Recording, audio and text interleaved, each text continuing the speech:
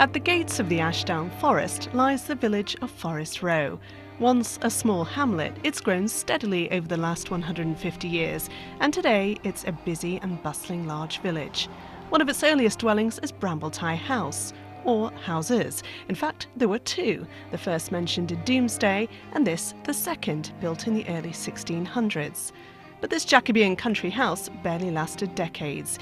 Its owner was found to be housing arms in the English Civil Wars, and there are conflicting stories around whether the house was blown up by Cromwell's men or left to rot.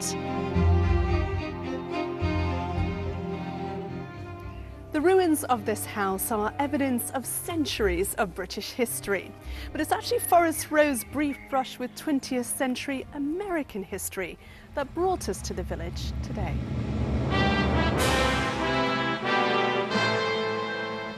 June 1963, the US President John F. Kennedy touches down in the UK to visit Prime Minister Harold Macmillan at his Sussex home for the weekend. And on the Sunday morning, a visit to a tiny Catholic church in Forest Row. Tony Lewin, an 11-year-old schoolboy at the time, stood in awe, mere feet away from the world's most powerful man. There were lots of kids behind the barrier there, and we saw the motorbikes coming down and the president behind them in his big black car, and then they swung round and they drove down, as far as I remember, into the chapel forecourt here.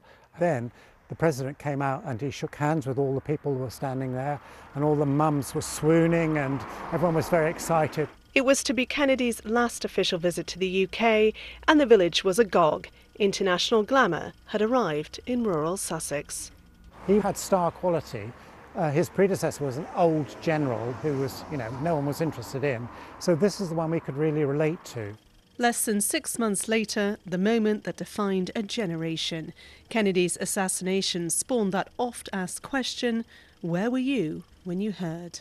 My brother told me I'd been to stay with a friend in Tunbridge Wells and came back off the train, which ran then, and he told me that President Kennedy was dead, and I didn't believe. I thought he was joking.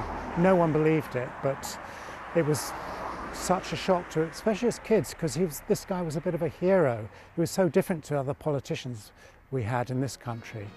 A life so shockingly cut short, making the memory of his visit here all the more special.